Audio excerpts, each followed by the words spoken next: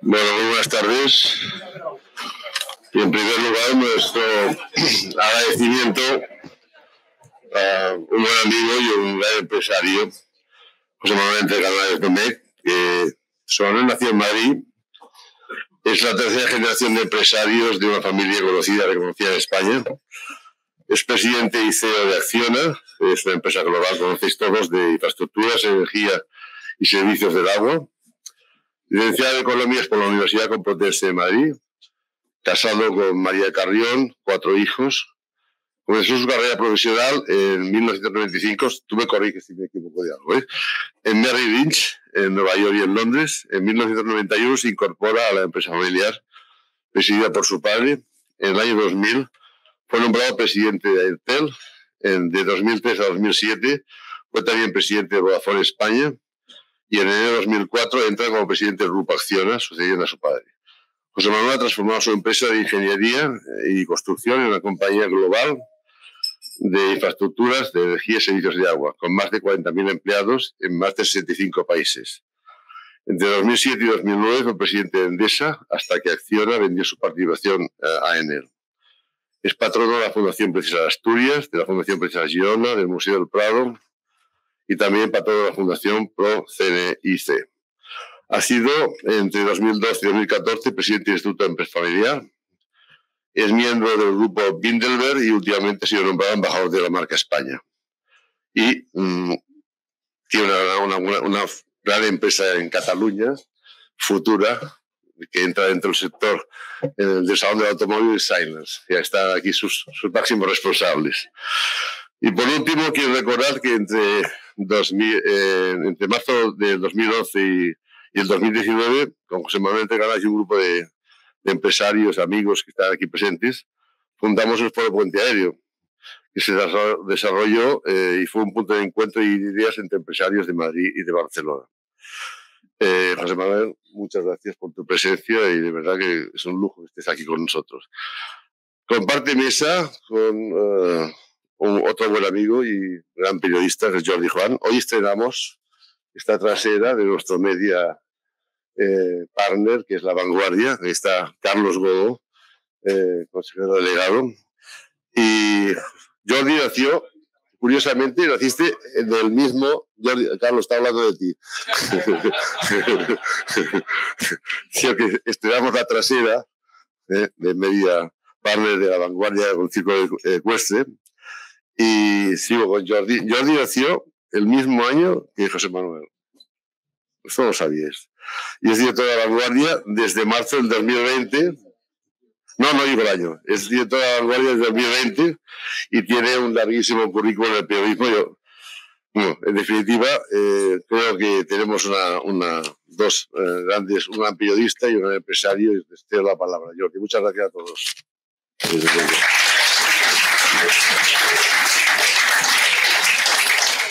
Pues muchas gracias, Enrique. Buen día, buenos días.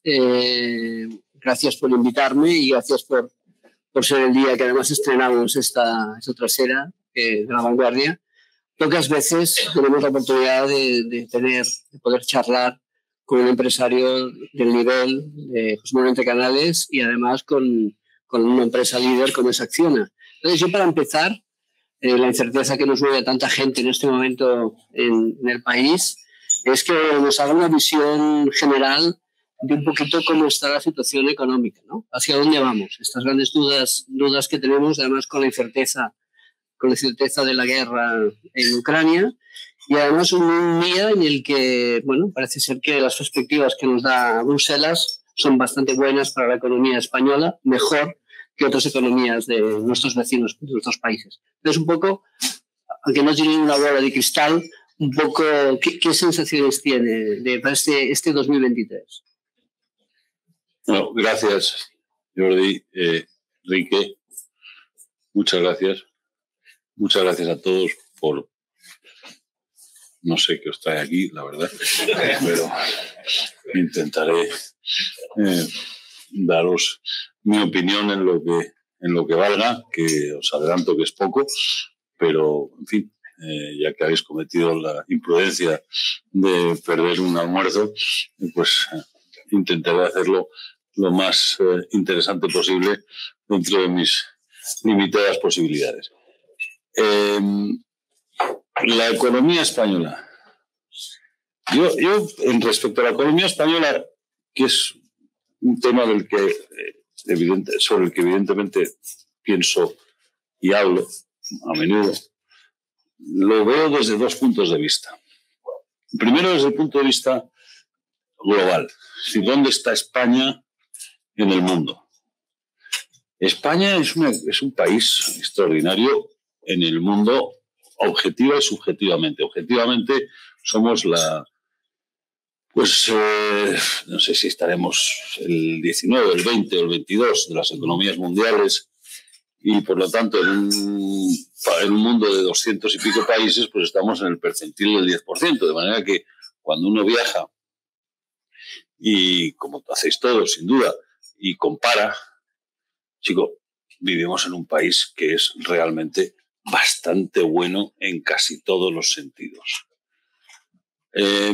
Con lo cual, el primer análisis que yo haría es que hay que intentar huir del negativismo estructural que nos acecha, histórico, y ponerse en la perspectiva de lo que realmente es este país comparado con el mundo. Yo no viajo a casi ningún país que sea ostensiblemente mejor. Diré que algunos sí lo son. Yo creo que Australia es el mejor país del mundo, posiblemente los países nórdicos. Australia a mí me fascina, es el país que más... es un país extraordinario porque son menos que nosotros, con un país como 10 veces el tamaño y con todos los recursos del mundo y con toda la legalidad anglosajona puesta a su disposición. Dicho eso, España hay que mirarlo también desde el punto de vista de su potencial. Y ahí estamos peor. Creo que España tiene un potencial mayor del que estamos aprovechando. Creo que la economía española podría crecer mucho más. Tenemos una serie, por otro lado, muy europeos, los atavismos políticos, todas las ideologías que todo lo impregnan, y podríamos estar en un modelo mucho más eficiente, podríamos ser atractivo de inversión un atractivo mayor de inversión. Creo que en el mundo hoy en día se compite por atraer inversión, y España tiene una serie de circunstancias que le posibilitan ser un país de altísimo interés internacional.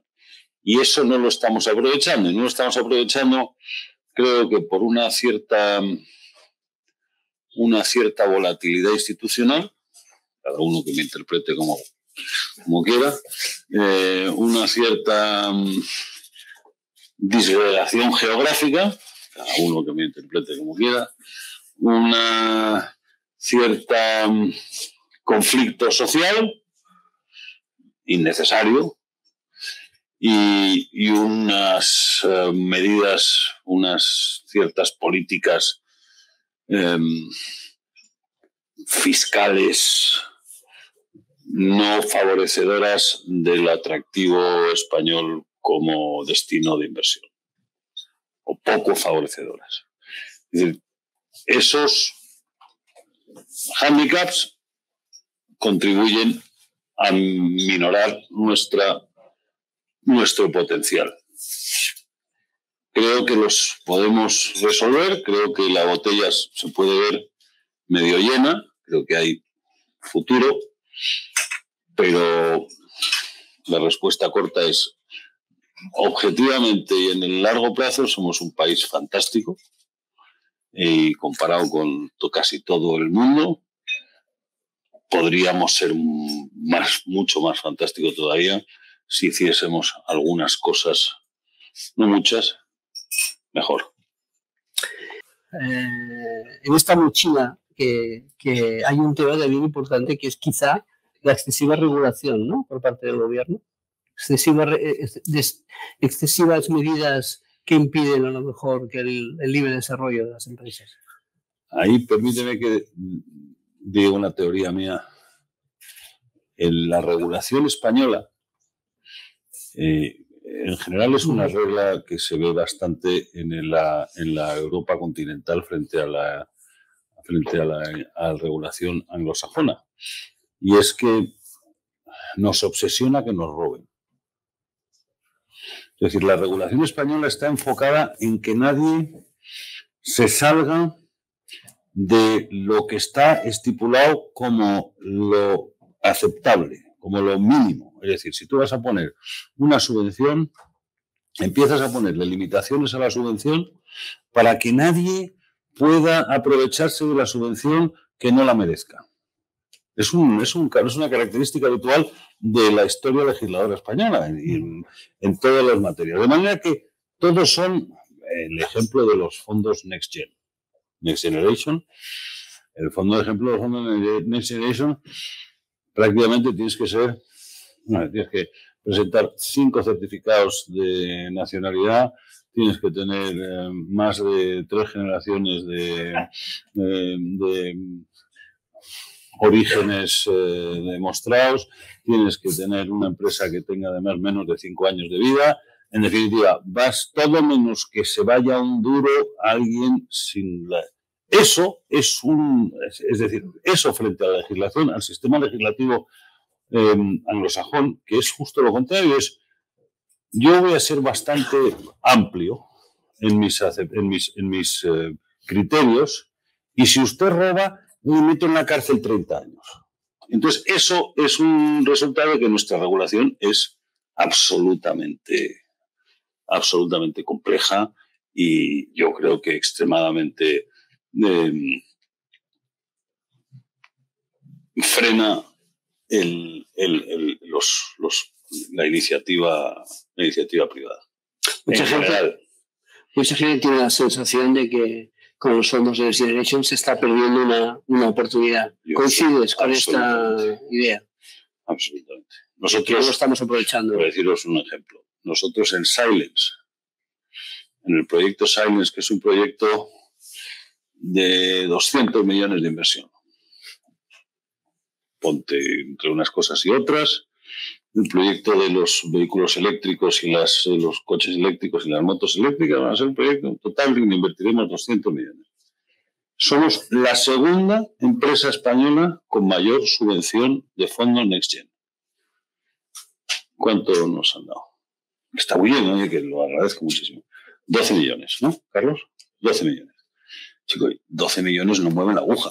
En un proyecto de 200, el 12 millones son el 6%. No me mueve la aguja. Es decir, no voy a hacer el proyecto o dejar de hacerlo, ni vamos a cambiar. Que no me interprete nadie como un desagradecimiento. Agradezco muchísimo los 12 millones que vienen de miedo, pero si alguien tiene que emprender un proyecto por el 6% de aportación de la administración pública, doy fe que no va a cambiar la decisión, ni el 6% no te cambia una decisión de inversión de esas características, de ninguna. Y si eso siendo el segundo más beneficiado de España, según el ranking que hemos visto en los periódicos. Yo tampoco lo sé, más que por los periódicos. La media estaba en el 3, en el 2 o en el 1%. El 1%, eso es algo que a mí me parece que algo está fallando en ese modelo, porque los fondos Next Generation no cambian las decisiones de inversión de los inversores nacionales o internacionales. Yo tenía el proyecto con Envision, la compañía china, de hacer una fábrica de baterías y un proyecto de hidrógeno y todo esto. Ahí no ha sido el 2%, ni el 3, ni el 6, ha sido el 0. Yo no sé, pero ¿qué más quiere usted? Un proyecto innovador de baterías. Y eso es un poco a lo que iba antes de los límites estrictos que pone la tradición legislativa y regulatoria española, europea, pero especialmente la española, de ponerle límites para que nadie te robe. Es la obsesión porque nadie se lleve un duro que no vaya a merecerlo. Que es mucho mejor, insisto, el sistema anglosajón de actuar ex post. Le dice usted, si roba, a la cárcel 30 años, pero no voy a prever, no voy a limitarlo tanto como para que estos incentivos pierdan su eficacia. Cuando hablabas de conflicto social, me ha venido a la cabeza, no sé si te referías exactamente a eso, a los movimientos que se generan de protesta y de reacción a cualquier iniciativa. Por ejemplo, Acciona es una empresa líder mundial en renovables, pero es que incluso ahora ya los molinos, los parques eólicos comienzan a generar incluso protestas, malestar, movimientos ciudadanos, las placas solares también. Hoy lo comentábamos en La Vanguardia, ¿no? que dos de las películas más premiadas en los Goyas, o dos de las películas más conocidas, Asbestas y Alcarrás, el tema central son las protestas, ¿no? por estas condiciones. ¿Te refieres a esto, a este sentimiento, a este malestar? No me refería exactamente a eso, pero eso es una sintomatología del mismo problema. Sí, efectivamente. Es decir, en este país hemos, todavía más los franceses, pero nosotros hemos cogido la costumbre en los últimos, no sé si 40 años, de ser muy reactivos a casi cualquier política pública y manifestarnos mucho y con una cierta falta de análisis. Porque el tema, los que se manifiestan, casi siempre los que se manifiestan por los temas, digamos, en los asuntos de renovables, son los mismos que se manifiestan por el cambio climático, los mismos que se manifiestan, son gente con mucha conciencia. Oye, no los critico en absoluto, pero yo reconozco que hay una corriente difícil en contra de la contaminación visual de las renovables. Dicho lo cual, en la vida normalmente se tienen opciones y casi nunca la opción A es completamente buena, o la opción A es completamente mala y la opción B es completamente buena. Casi nunca. Siempre todo tiene un cierto trade-off, y el trade-off, o el pros y contras de las renovables frente a las emisiones, pues es evidente. Oiga, sí, es que tiene que tener, hay una contaminación visual. No es un problema irreversible, es un problema menor, es un trade-off que hay que hacer, efectivamente. En cualquier caso, el impacto de las renovables, de la superficie ocupada por renovables, como todos sabéis, hay un acrónimo que es el NIMBY, el efecto NIMBY, que es Not in my backyard. O sea, que todo está muy bien y somos unos grandes defensores de la descarbonización, de la electrificación de la economía, de la descarbonización de la economía, pero no en mi jardín, eso, el jardín del otro. O sea, ese Not in my backyard, eso es una máxima, y eso es en mi opinión, es hasta cierto punto, es bastante poco honesto. Pero justamente pero está ocurriendo. Ahí, déjame que diga, hay una cosa que yo estoy obsesionado con ella y que yo creo que en este país nos falta, en Europa de hecho, y se está discutiendo en Bruselas con intención y con muchos defensores, aunque también con muchos detractores, que es la repotenciación de los parques existentes. En España tenemos aproximadamente, en materia en eólico, tenemos aproximadamente unos 25.000 megavatios instalados, con turbinas de media de 1,5 megavatios. De ese orden, de 1,2 megavatios, algo así debe ser. Hoy en día la tecnología está en 6. podríamos sustituir los parques de 1,5 por turbinas, o de 1 por turbinas de 6, ampliando la capacidad de transporte y de distribución. Eso conseguiría que multiplicásemos nuestra capacidad instalada sin efecto, porque el pueblo que tiene un parque a 200 metros, a 2 kilómetros, le da igual turbinas de 6 que turbinas de 1. En el fondo, las veo a lo lejos, son unas turbinas, es un parque eólico. Con las zonas de mejor recurso eólico de España, porque claro, son las zonas antiguas las que primero ocupamos, los de Verdola, nosotros ocupamos las zonas donde había más viento. Esa solución a mí me parece de cajón y no consigo que coja tracción, salvo en Noruega, que lo están haciendo, y en Dinamarca lo están empezando a hacer, y están empezando a multiplicar su capacidad de producción sin rechazo público. Quizá esto es porque antes hablabas de que tienes admiración por estos países, ¿no? Que a veces nos llevan a la delantera en estas cuestiones. Una de las razones, sí.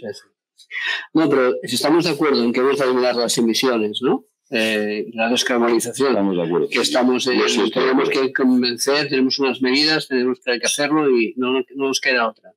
Tenemos dudas sobre las energías nucleares. Bueno, ¿cómo vamos a poder mantener toda la energía que necesitamos? Si la única alternativa que nos queda son la apuesta por las nuevas energías verdes, energías renovables, ¿no? Pues sí. Hablas de la nuclear, fíjate tú que yo la nuclear no la demonizo. A mí la nuclear me parece de los problemas que tenemos en el mundo energético, el menor, en mi opinión, es el de los residuos. O sea, la verdad, me preocupa relativamente poco con el problema del cambio climático, el problema de la concentración de CO2, el problema de los residuos. Pues chicos, ya tenemos residuos tantos que el residuo nuclear ya lo gestionaremos. El problema del nuclear es que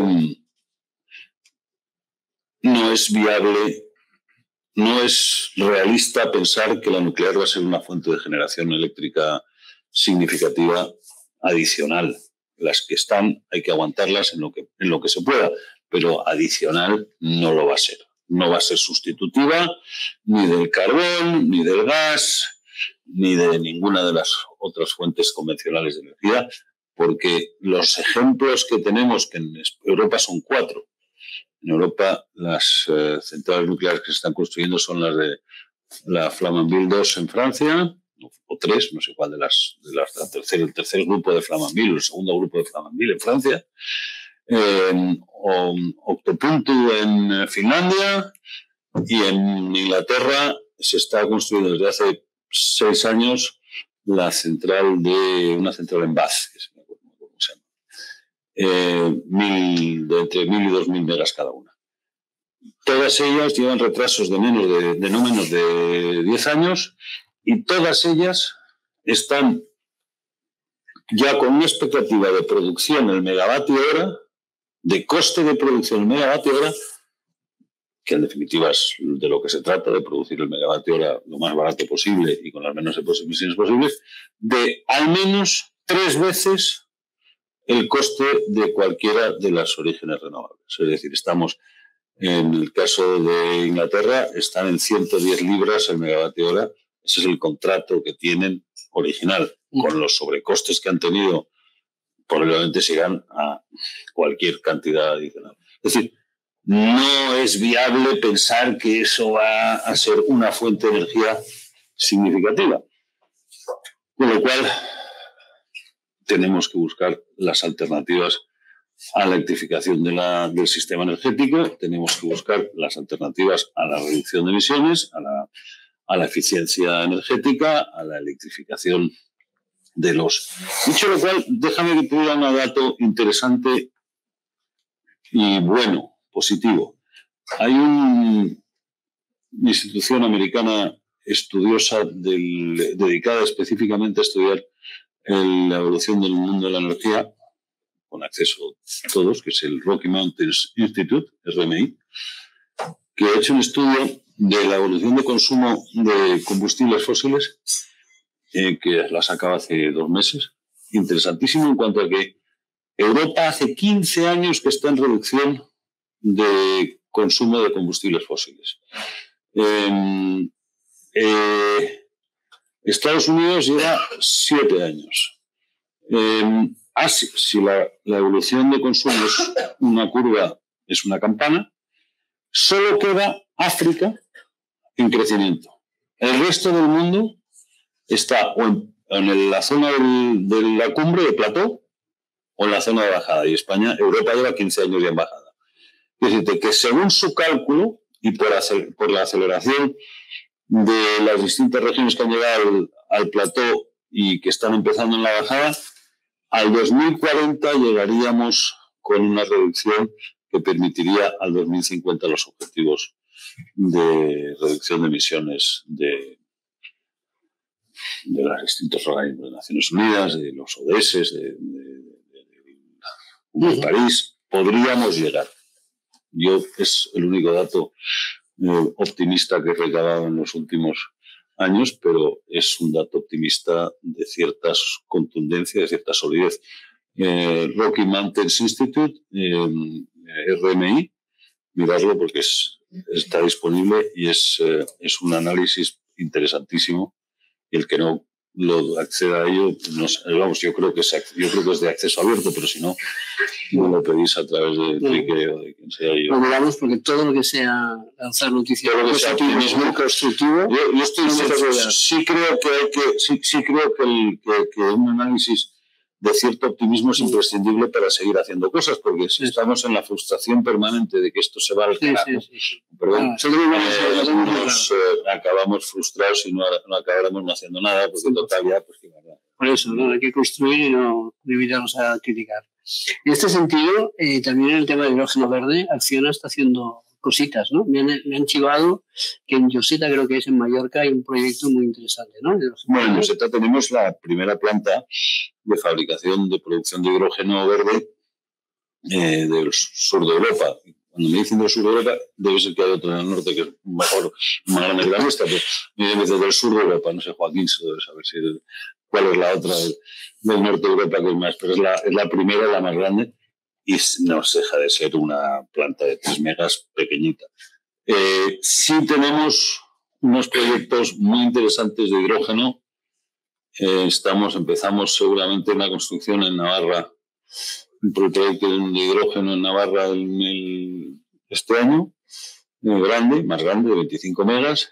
Pero vamos, el hidrógeno, los grandes proyectos de hidrógeno no van a venir, yo creo, de países europeos y de España. Yo creo que los grandes proyectos de hidrógeno van a estar de hidrógeno verde, van a estar en la Patagonia, en el desierto de Arizona, en Omán, en destinos con un enorme recurso eólico o solar propio, y con unos espacios y unos terrenos y unas conexiones a puerto para hacer unos enormes proyectos de generación, de producción de hidrógeno por sistema de electrolización alcalino, y con enormes parques de 3 o 4 mil megavatios y exportación en barco hacia Europa y hacia Japón del producto. O sea, no creo que lo nuestro va a ser todo pequeñito comparado con estos grandes proyectos. Pero de todas maneras, España tiene un potencial muy grande en cuanto a tierras raras y estos productos, ¿no? Quizá si lo comparamos con estas zonas que acabas de citar, no tanto, ¿no? Pero hay pero es decir, nuestros proyectos de Chile, por ejemplo, en el papel producen hidrógeno a lo mejor producen hidrógeno a $3 el kilo. En España, si no lo hacemos de miedo, vamos a producir a 8. Si lo hacemos de miedo. Europa va a producir muy caro por unas cuestiones de recurso y de escasez de espacio. Bien está que luego hay que transportarlo que el transporte del hidrógeno es un proceso muy complicado y que la proximidad, es decir, el proyecto de Navarra nuestro va a producir hidrógeno y se lo venderá. Vamos a producir sin haber contratado las ventas, pero creemos que hay demanda suficiente para venderle a las fábricas de la región y de las regiones colindantes. Pero vamos, no creo que consigamos producir a menos de 8 o 9 dólares el kilo, cuando la alternativa en Estados Unidos con el... No sé si me estoy poniendo un poco técnico aquí, pero ha salido, como todos seguramente sabéis, el IRA, el Inflation Reduction Act en Estados Unidos, que es un proyecto, que es una política de fomento de las energías renovables revolucionaria, el IRA, lo llaman Inflation Reduction Act, pero vamos, no tiene casi nada que ver con inflación, es todo dedicado a las renovables, que las subvenciones a la producción de hidrógeno nos hacen, en nuestros análisis teóricos, nos hacen llegar a la conclusión que podríamos llegar a producir hidrógeno a precio negativo, o sea, a menos de 0 de precio, cual es inaudito. Pero eso nos tenemos que dar cuenta los europeos, que estamos compitiendo contra el mundo entero para las inversiones y que que el capital, el gran capital que está invirtiendo en el mundo, dirige sus inversiones a donde más ventajas tiene. Y Estados Unidos está haciendo una política absolutamente agresiva. Pero bueno, esto ya como... ¿Y con el apoyo del gobierno? No, con el apoyo no, es el gobierno el que lo ha diseñado. Sí. Es el gobierno, sí. Muy diferente de la situación que hay en Europa. Exacto. Aquí nos ponemos a ello y tardamos 3 años en decidir. Ya. Hombre, desde la ignorancia, ¿no? Escuchando tus respuestas, da la sensación de que el momento que se vive este evento, el sector y con la empresa Acciona, es apasionante, ¿no? Porque es mirar todas las oportunidades que puede haber, tener a todos los equipos de investigación mirando las diversas alternativas y explorando aquellas que realmente pueden dar un cambio y que pueden suponer un... ¿no? De momento, en ese sentido, es apasionante. Es una rabia tener 60 años. Vale, que lo hemos pasado.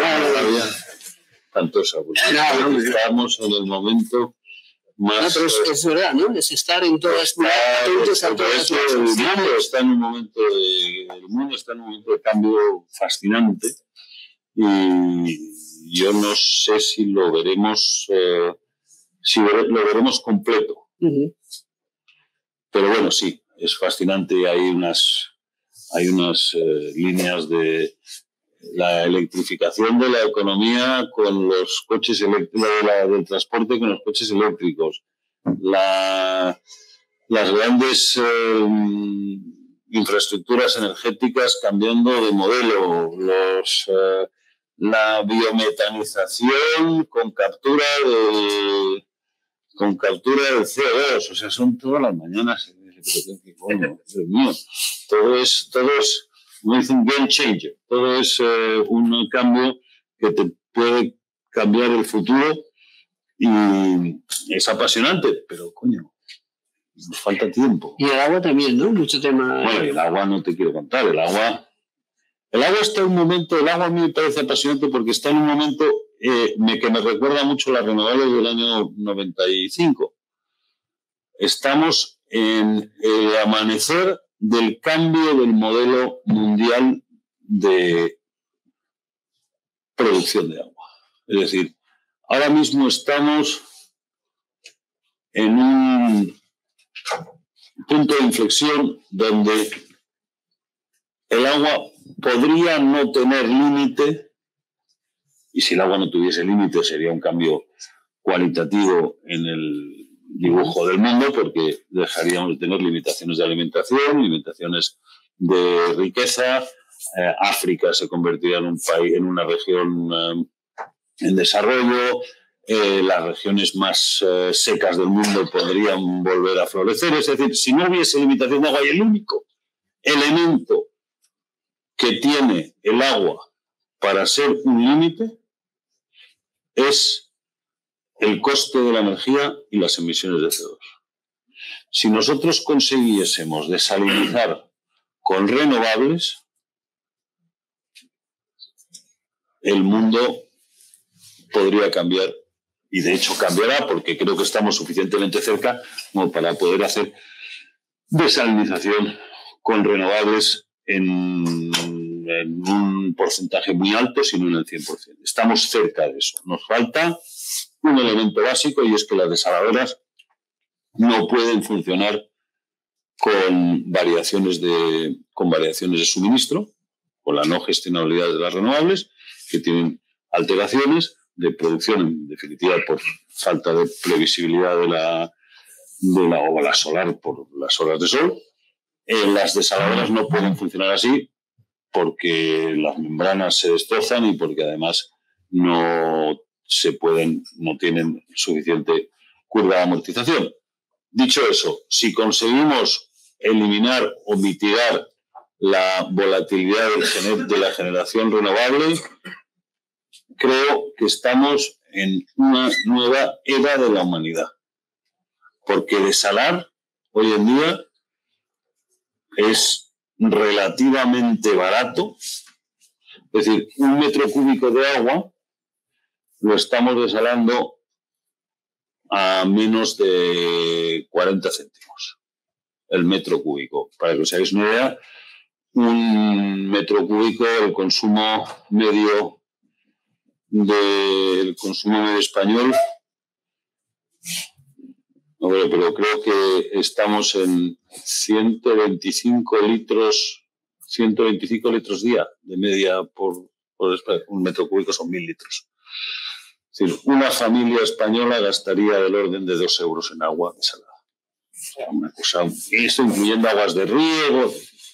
Es muy esperanzador el mundo del agua. Y si vas a Telle, a por ello. No, pero justamente en un momento donde en España tenemos estas guerras con nuestras bases. Es en todo el mundo. Sí, pero bueno, aquí especialmente es significativo, ¿no? Con los problemas que hay entre las comunidades. En todo el mundo.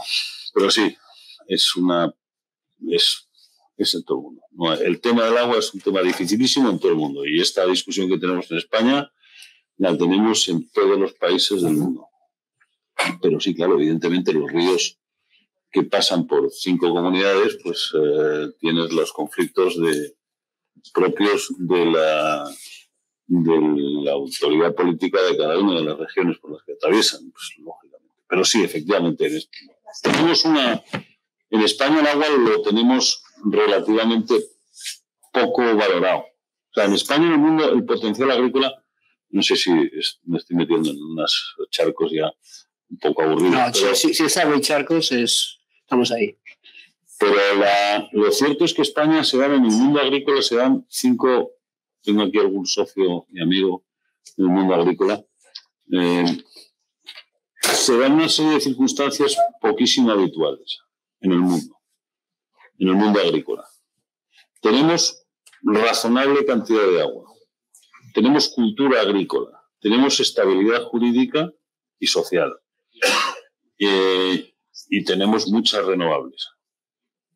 Esas 4 circunstancias, si te pones a pensarlo, no se dan en casi ningún país del mundo. Se dan en California, tenemos mucho suelo, tenemos mucho terreno. Se dan en California, en Australia, en algunas zonas, pero si tú te vas a cualquier otra región del mundo, no tenemos esas 4 circunstancias unidas, no se dan. De manera que el potencial agrícola, y en consecuencia la necesidad de potenciar el elemento agua como base del potencial agrícola de este país, a mí me parece esencial. En la conversación ha salido ahora la palabra Atll. Aquí en Cataluña nos suena bastante, de un largo proceso judicial que al final ha acabado bien para Acciona, porque el Tribunal Superior de Justicia de Cataluña ha dado la razón. Pero de la experiencia general que ha sido todo este proceso, ¿qué sensación te queda? Pues mira, más que la sensación que me queda a mí, que es hasta cierto punto poco importante, la sensación que me queda es la que le queda a nuestros observadores externos de inseguridad jurídica. Porque el punto de vista de la seguridad jurídica, si nosotros hubiésemos perdido, por lo menos un observador externo habría dicho, bueno, es que no tenían razón. Pero es que resulta que hemos ganado, con lo cual un observador externo y nuestros socios inversores dirán, joder, o sea, que han perdido, se han pasado 5 años litigando y resulta que al final tenían razón. A mí lo que realmente me preocupa lo que de verdad me preocupa del caso Atll es la imagen de inseguridad jurídica que genera. Porque, como decía, competimos por los inversores internacionales en el mundo. Y la seguridad jurídica y la seguridad administrativa es el factor número 1 de decisiones de inversión. Nadie invierte o la propensión a invertir en un país de cierta inseguridad o de escasa seguridad jurídica es muchísimo menor que la de un país con seguridad jurídica. Y eso es una evidencia indiscutible. Y claro, los administrativos y políticos del momento pues piensan, bueno, eso es un problema que no me tocará a mí. Pero es una cosa que se queda. Un japonés ve las cosas que ve y dice, uff.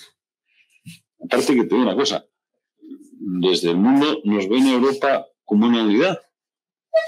No nos ven como, o sea, España, Francia y tal, nos ven como una unidad y suponen que Europa es un factor de cohesión y de estabilidad jurídica en toda la región. Y claro, esto afecta a Europa, o sea, el cambio, por ejemplo, el cambio de la legislación de regulación renovable del 2011-12, donde se han generado, somos el país con más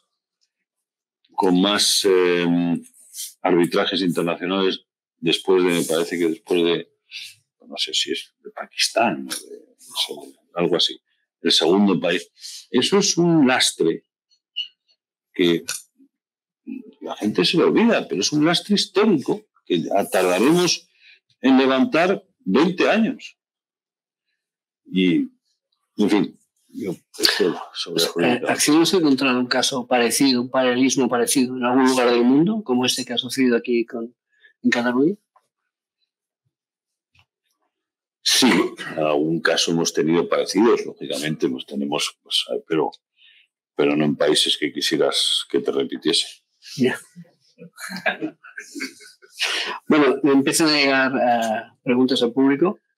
Hay una primera que es del Fútbol Club Barcelona.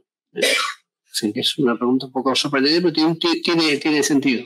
¿Por qué las empresas españolas consideran que no han ganado este concurso? ¿Cómo ve que hayan perdido esta oportunidad? Por lo visto, evidentemente yo no me conozco los detalles de la decisión del Fútbol Club Barcelona, pero lo que sé es que el ofertante que se ha dado al contrato ha aceptado unos condicionantes contractuales que nosotros no aceptábamos y a un precio mucho más bajo.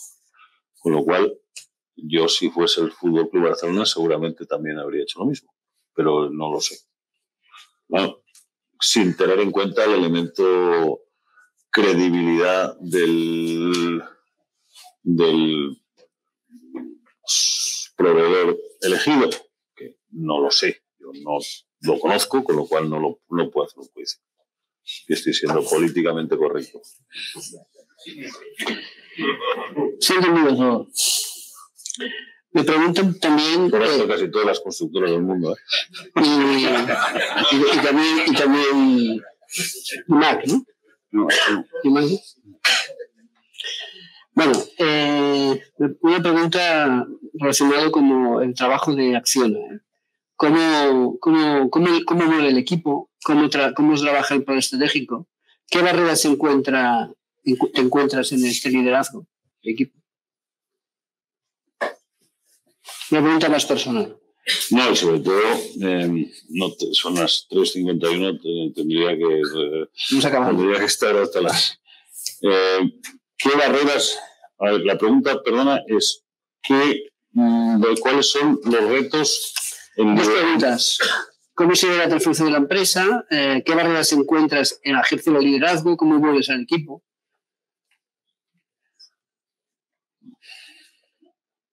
¿Cómo mueve al equipo? No, es que estoy pensando para intentar dar una respuesta un poco coherente, porque no es fácil resumirlo en unas frases. El equipo se mueve, pues, sobre todo, como se mueve cualquier equipo, con ilusión, con entusiasmo, con buenas remuneraciones, con respeto, con afecto. Es importante, ¿no? ¿No? Sí, todo cuenta. Con dedicación, con todos los factores. No sé, no hay nada que vaya a descubrir. Creo que un factor, si tuviese que resaltar uno que quizá no sea tan obvio, es la atención al detalle. O sea, hay que intentarlo, no es fácil, conocerse los detalles, porque en los detalles es tan importante. Las generalidades las conocemos casi todos. La diferencia, quizás, en mi opinión, de un buen gestor y, en definitiva, de alguien que consigue ilusionar a los equipos y mantenerlos, es poder hablar con ellos de los problemas que de verdad les ocupan, que suelen ser los problemas puntuales y específicos que los retos inmediatos, no las generalidades. Hoy estamos aquí hablando de grandes expresos europeos, pero lo cierto es que en la vida lo que vivimos es con el problema del día a día, y el problema del día a día es el que nos ocupa. Yo digo siempre que hay que tener una visión a 6 meses y una a 10 años. Entre medias, gestionarlo más o menos. Porque el que me diga que tiene una visión a 5 o a 2, no me lo creo. Puedes tenerla, pero te va a cambiar tantas veces. Eso sí, a 10 años sí puedes tenerla. Y a 6 meses gestionar el detalle y el juego corto.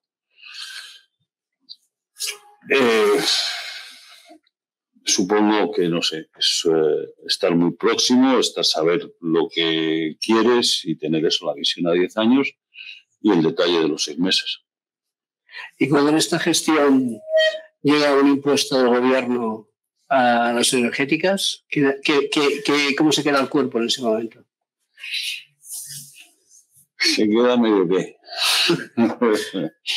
Se queda... No, pues sí. ¿Qué opinión te merece la decisión? Pues mira, a mí me parece, sobre todo me parece injusto.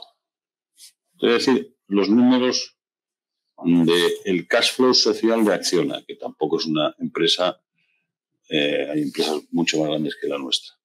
El cash flow social de Acciona es el flujo de caja de Acciona, a dónde va dirigido, a qué distintos segmentos del flujo de caja que genera Acciona. Acciona tiene un flujo de caja de 10.100 y pico millones en el año 2022.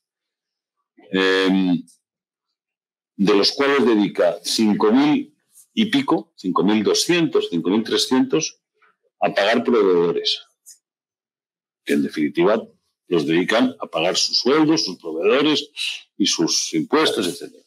1.330 millones a pagar impuestos. Impuestos, retenciones, impuestos directos e indirectos, o sea, impuestos propios y recaudados.